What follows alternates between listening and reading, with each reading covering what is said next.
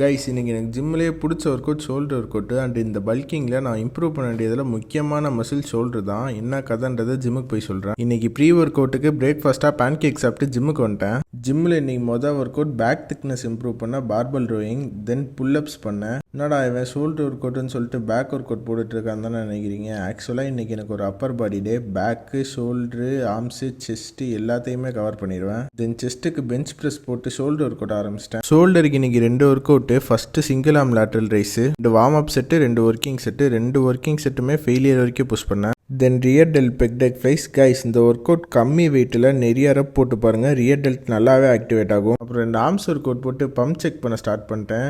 தென் இந்த பல்கிங்கில் மசிலோடு சேர்த்து ஃபேட்டும் போட்டுச்சு கைஸ் கொஞ்சம். பட் என்ன பண்ணுறது, மசில் கெயின் பண்ணணும்னா கொஞ்ச நாள் கண்டிஷனை சாக்ரிஃபைஸ் பண்ணி தான் ஆகணும். தென் நான் எப்பயும் சிக்கன் வாங்குற கடை இன்னைக்கு க்ளோஸ் ஆயிருந்துச்சு. ஸோ செப்டோவில் தான் ஆர்டர் பண்ணி வாங்கினேன். தென் குக் பண்ணதெல்லாம் பேக் பண்ணிட்டு ஆஃபீஸ் கிளம்பிட்டேன் கைஸ் எனக்கு 2 பிரச்சனை தான். பல்க் பண்ணுறப்ப சட்டை பற்ற மாட்டேங்குது அண்ட் கட் பண்ணுறப்ப சட்டை எல்லாம் லூஸ் ஆயிடுது.